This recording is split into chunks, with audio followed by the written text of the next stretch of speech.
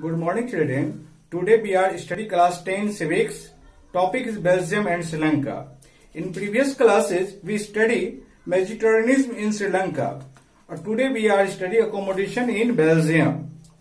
The Belgium leaders took a different path. They recognized the existence of regional differences and cultural diversity between 1970 and 1993. They amended their constitution 4 times so as to work out an arrangement that would enable everyone to live together within the same country. The arrangement they worked out is different from any other country and it is very innovative. Here are some of the elements of the Belgium model. Constitution prescribed that the number of Dutch and French speaking ministers shall be equal in the central government. Some special laws required the support of majority of members from each linguistic group. Thus, no single community can make decision unilaterally. Many power of the central government have been given to state government of the two regions of the country. The state government are not subordinate to the central government.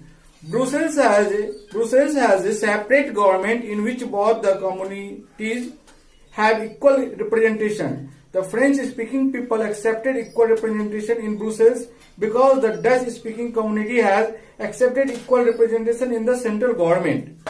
मैं यहाँ देख रहा हूँ कि Belgium ने अपने देश में जो डिफरेंट कल्चर थे, लैंग्वेज थे, उसको स्वीकार किया और सबों के अस्तित्व को माना कि सब मिलजुल करके एक देश के अंदर रहें।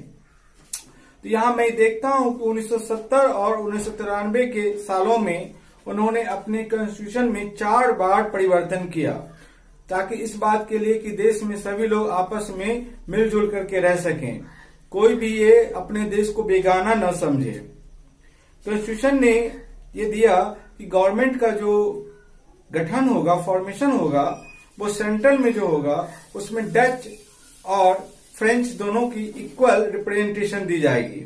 उसी तरह स्टेट गवर्नमेंट जो होंगे वहां भी दोनों का इक्वल राइट दिया जाएगा। और ये भी कहा गया कि स्टेट गवर्नमेंट जो होंगे वो सेंट्रल गवर्नमेंट के सबऑर्डिनेट नहीं होंगे, यानी उसके अंदर वो काम नहीं करना है, यानी वो भी ऑटोनोमी स्वतंत्र होकर के अपने काम को करेंगे। Brussels has a separate government.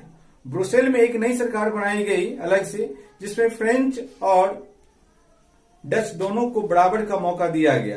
कारण था कि डच वालों ने पूरे कंट्री में ये इसको माना कि फ्रेंच वाले को बराबर मौका मिलना चाहिए, तो फ्रेंच वालों ने भी ब्रुसेल्स में डच वालों को बराबर का मौका दिया। और हम ये भी देखते हैं कि एक थर्ड टाइप का भी गवर्नमेंट बना था। Apart from the central and the state government there is a third kind of government.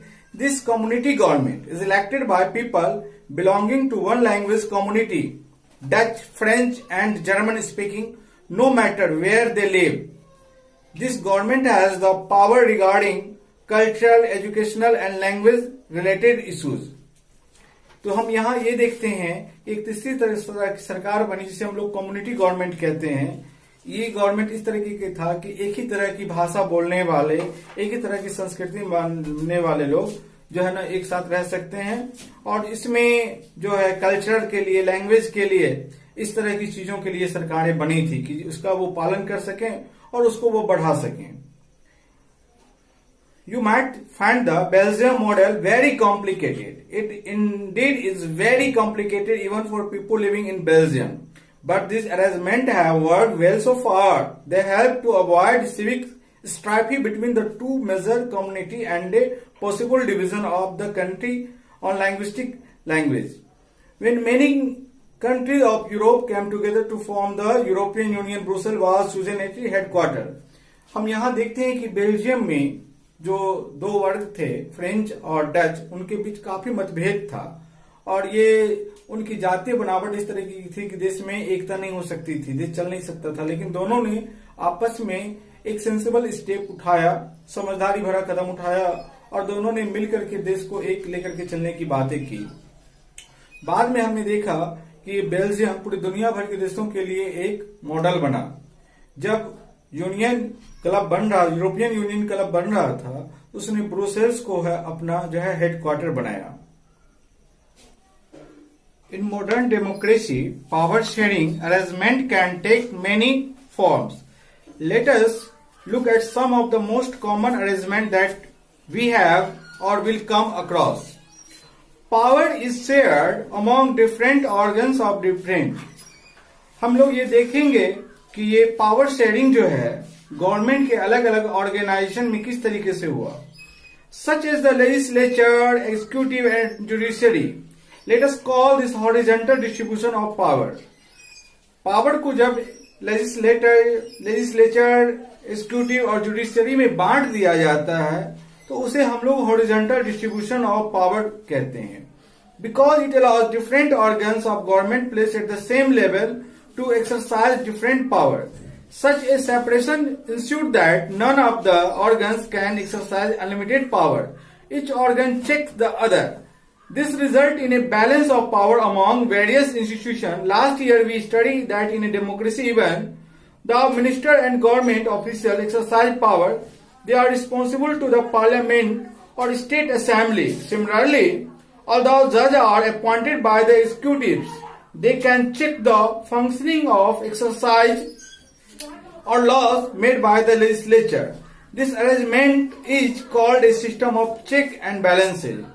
हम यहाँ क्या देखते हैं कि लेजिस्लेचर, एग्जीक्यूटिव और जुडिशियरी तीनों को पावर अलग अलग कर दिए गए हैं ताकि कोई भी शासक मनमानी नहीं कर सके और सब अपने जो है रेंज में, अपने लिमिट में रह करके काम कर सके.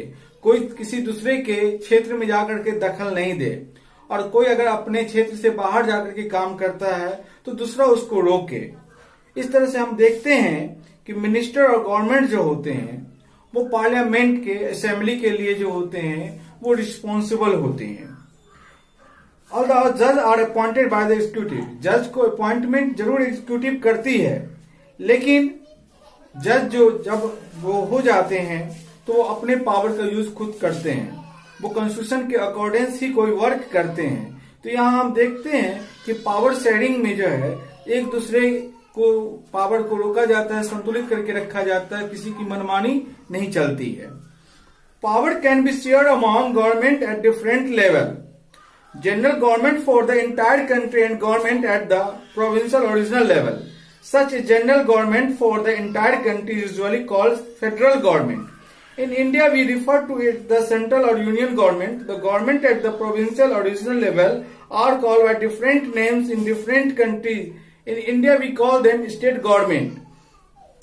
This system is not followed in all countries. These are many countries where there are no provincial or state government. But in those countries like ours, where there are different levels of government, the constitution clearly lays down the powers of different levels of government. This is what they did in Belgium, but was refused in Sri Lanka. This is called federal division of power. The same principle can be extended to levels of government lower than the state government, such as the municipality and panchayat. Let us call division of power involving higher and lower levels of government vertical division. ऊंचे से जो नीचे की तरफ जो power ले जाया जाता है उसे हम लोग वर्टिकल डिवीजन के नाम से जानते हैं. यहाँ हम देखते हैं क्या है कि पावर शेयरिंग एक सेंट्रल और स्टेट दो जगह बांटी जाती है.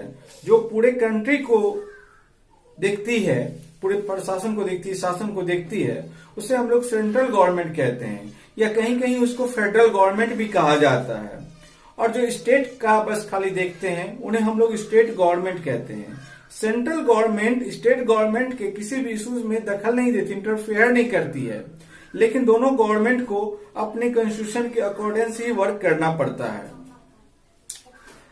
Power may also be shared among different social group such as the religious and linguistic group. Community government in Belgium is a good example of this arrangement.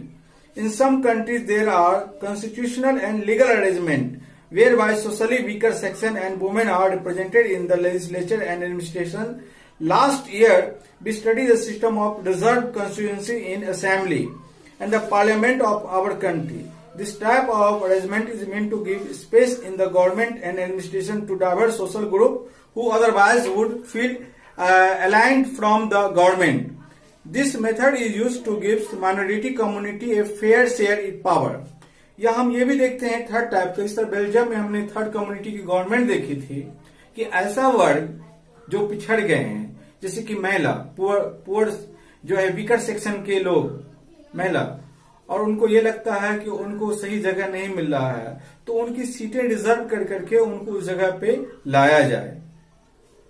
Power sharing arrangement can also be seen in the way political party, pressure group and movement control or influence these in power.